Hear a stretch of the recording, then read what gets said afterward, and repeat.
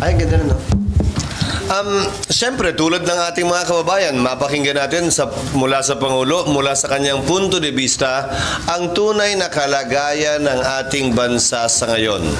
Pangalawa, kung ano para sa kanya mga pangunahing problemang dapat pagtuunan ng pansin sa susunod na naman na taon hanggang sa kanyang susunod na SONA sa 2025. Wala akong alam o indikasyon kung ano ang ilalaman o sasabihin ng Pangulo sa SONA. So sabay-sabay nating mapapanood at mapapakinggan yun. Pero anything in particular po, like kung sa agriculture, may mga condition na nagbababa ang presyo or sa dinami-dami ng sonang na-attendan ko, natuto na ako na huwag pangunahan ng Pangulo kaugnay sa sasabihin at hindi niya sasabihin. Natuto na rin ako na antabayaran na lamang, pakinggan at kung sakasakali, magkomentaryo pagkatapos ng kanyang sona kaugnay ng aking impresyon o sa tingin ko impresyon ng ating mga kababayan sa kanyang mga sinabi, sa kanyang mga tinalakay at hindi nabanggit at hindi tinalakay. so this will be your first time na patuloy ulit sa Presidente? This has been a lot of firsts for me. Maraming mga una ito sa nitong mga nagdaang buwan. Pero at least bukas, kung matuloy yung signing, hindi na yun first, second na. Para sa akin, mag-attend ng signing. Ang alam ko, may nakaschedule ng signing ng procurement law at ng isa pang bill. Tomorrow, sir? Yes. Malakad niya? Alam mo naman dito, siyempre. Huwag dito. Nagkakabit pa tayo. Huwag dito. Yes, I got the invitation last night. Sir, sorry, specific topics that you would want the President to cover during the SONA, for example, Pogo, security, Again, natuto na ako sa maraming mga SONA. Minority man ako, majority. Pinangahawakan ko man ng pwestong to, hindi. Na huwag pangunahan ng Pangulo dahil sa totoo lang, siya lamang naman talaga ang nakakaalam at siya lamang naman na may pinakamalawak na access sa impormasyon at kaalaman kumpara sa sino man sa atin para piliin kung ano ang dapat mabigyan ng atensyon sa SONA kasama siyempre sa pagpasya niya. Gaano kahaba man niya gusto ang SONA?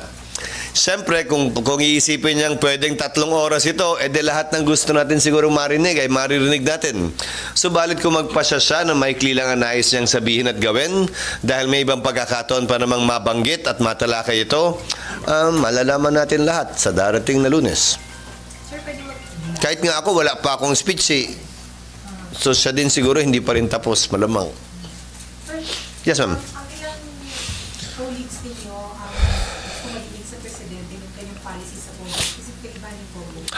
Ginagalang ko yung kanilang pananaw, kaugnay niyan, at yung kanilang kahilingan na marinig yan. Pero gaya ng sabi ko, sa parte at punto ko, sa tinagal-tagal ko sa Kongreso, siguro pang 23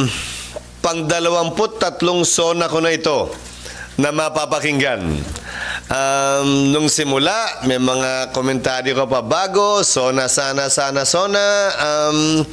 Pero makalipas ang 23 SONA, mas pipiliin ko ng antabayan na natintayin na lamang, imbis na pangunahan, dahil hindi naman ako ang magbibigay ng talumpating yon. Sir, mag-alis ko. Yes, ma'am. Sir, until now, wala naman clear sa susuko, hindi pa rin siya na-aresto, pero parang medyo naglaban pa siya kasi nag-post siya sa social media na sinasabi niya hindi naman siya yung pinakamalaking problema ng bansa. Bakit tila fixated daw sa kanyang ilang senador? Well, karapatan niya yun. Karapatan niyang sabihin yun, pero para sa akin, wala siya sa lugar pagsabihan sino mang miyembro ng Senado kung ano ang prioridad sa isip nila at ano ang dapat nilang hindi maging prioridad. Siyempre, siya yung tinatamaan, siya yung naatake dito sa isyong ito. Siyempre, unawain natin, pagtatanggol niya palagi yung sarili niya.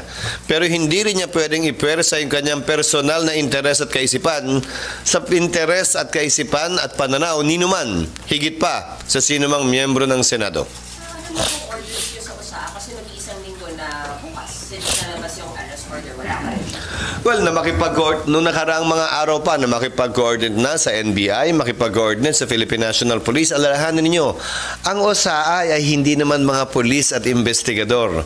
Ang Sergeant at Arms ay binubuo ng mga individual na hindi naman nagsanay kaugnay sa pag-imbestiga at pag-track ng mga hinahanap ng Senado man o ng batas.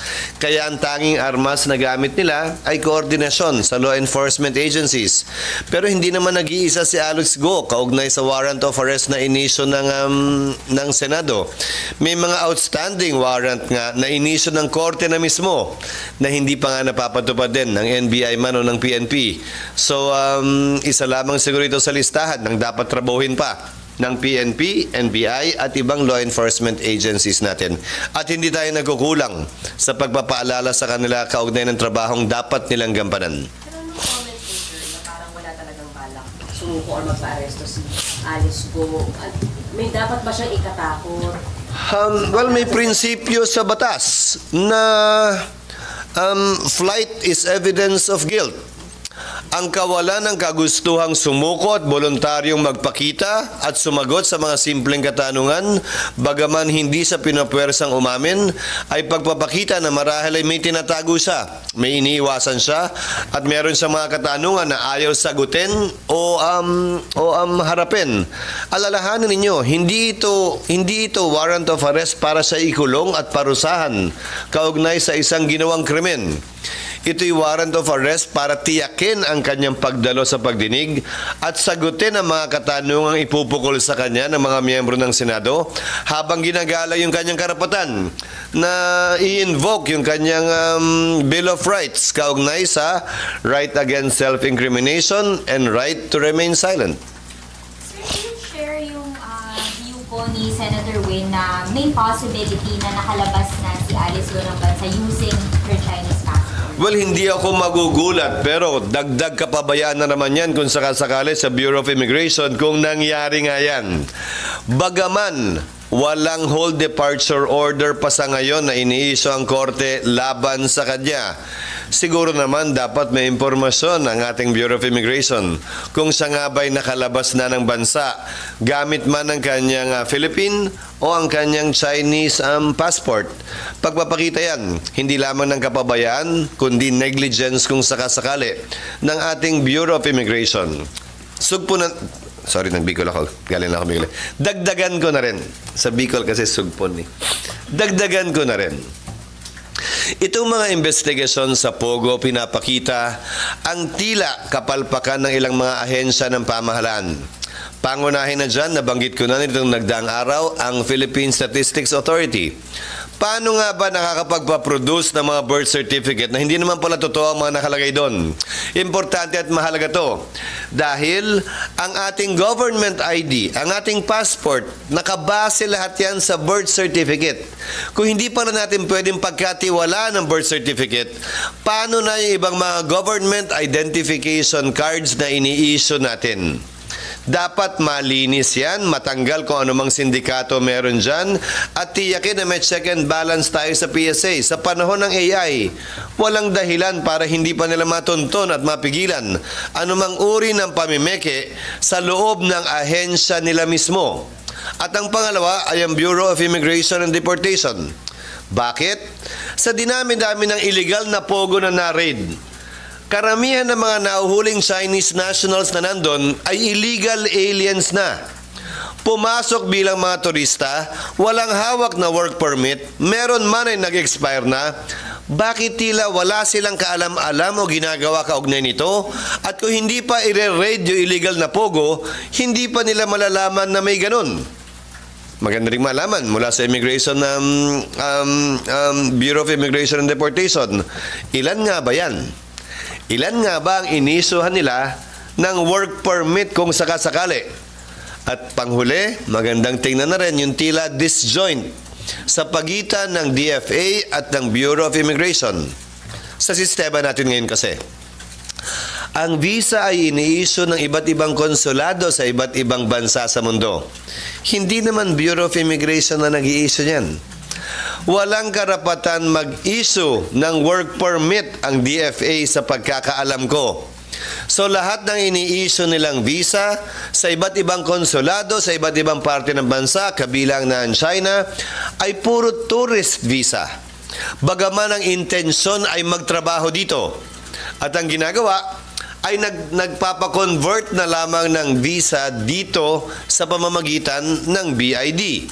Pag hindi nila ginawa yon, apparently there is no information sharing between the DFA and the BID with respect to the number of visas they've issued and how long the visa is for each and every individual that they issue a visa in favor of in that particular jurisdiction or consulate. At kulang ang ahente naman ng BID para naman i-monitor yung milyon na dayuhan na iniso ng visa ng pamahalaan. Idugtong ko na. Dahil puro tourist visa ang ini-issue ng pamahalaan sa iba't ibang konsulado, tama pa ba at accurate pa ba yung data natin sa Department of Tourism? Dahil siyempre, ang basihan nila yung visa ang ini-issue. Kung ang intensyon naman pala nung ini-issue ng tourist visa ay magtrabaho, dapat ba nating ihiwalay yung tourist arrivals na binibilang natin at yung mga magtatrabaho dito na inisyo at nagpa-convert ng working visa para mas accurate, para naman mas tama, mas angkop yung datos natin at nang mas kumpleto rin ang pagpaplano natin. Sorry kung mahaba. Sir, pa-clarify lang. Sir, ang intindi namin, sabi ni Senator Lisa, kapag naglabas ng arrest order, matitrigger na yung paglabas ng HDO. But he said wala pa rin HDO until now. Ano? Sandali lang. Text kayo sa ako. Sa pagkakaalam ko, ang pwede lamang mag-issue ng whole departure order ay husgado. Walang kapangyarihan ng BID, Bureau of Immigration, mag-issue ng whole departure order. Ang pwede lamang nilang i-issue ay lookout order. Ang ibig sabihin ng lookout order, look. Tapos, pagpa-out. So even with arrest order coming from the Senate, yun nga, walang karapatan si BI maglabas ng Kaya nga, lookout at dapat tipan nila ang law enforcement agency kaugnay sa nakita nila. Pwedeng i-delay yung kanyang departure dahil nga may mga question at tanong at mabigyan sana sila ng sapat na oras na makipag-coordinate sa law enforcement agencies para ma-effect yung warrant of arrest. But that is not the equivalent of a whole departure order that will literally authorize the Bureau of Immigration not to allow the departure of a passenger. Ngayon, ang magandang tanong, bakit pa makakaalis yung may lookout order samantalang yung walang lookout order na pinrofiling lamang nila, pwede nilang i-offload? Hindi ko alam ang sagot sa tanong na yon. Warang kapares ng Senado na enough para pigilan siyang umalis kung sakali? Walang kapangyarihan ng Senado mag-issue ng whole departure order laban kanino man. Kasi pagdating the warrant of arrest itself, hindi ba yun pwede or mandated ang immigration na o yung Senate para may effect yung arrest warrant? Walang ganong uri ng batas sa ngayon. Magandang punto at sa pagkakaalam ko, wala rin ganong uri ng koordinasyon o MOA sa pagitan ng BID at ng Senado. Isa yun siguro sa pag-uutos ko sa Sergeant at Arms ngayong na-bring up yung bagay na yon. Pero wala akong alam, base sa mula nung ako'y manungkulan, na ganung uri ng kasunduan o memorandum sa pagitan ng Sergeant at Arms at ng Bureau of Immigration. We will look into it, definitely. Pero how about the security ng mga senator? Sabi po ni Senway, nakausap na rin daw na. Actually, nakausap niya ako kaugnay sa seguridad na hiningi niya nung siya bibisita sa ilang pogo hubs na illegal. Partikular, kung naalala ko ng tama, nung siya nagpunta sa Banban, sa Alabang Bayon, at saka sa Porac. Pero kaugnay ng dagdag na seguridad mismo ng senador. Ulitin ko, ang OSAA ay hindi binubuo ng mga pulis o sundalo na may VIP security training. So, ang dagdag ng seguridad ay i-coordinate kung kailangan ng tulong ko sa Philippine National Police Police Protection Group. Pero yan ay personal na bagay sa parte ng miyembro ng Senado kung sakasakali. Dahil kung security niya yung personal, makakasama niya yan saan man siya magpunta. Hindi pa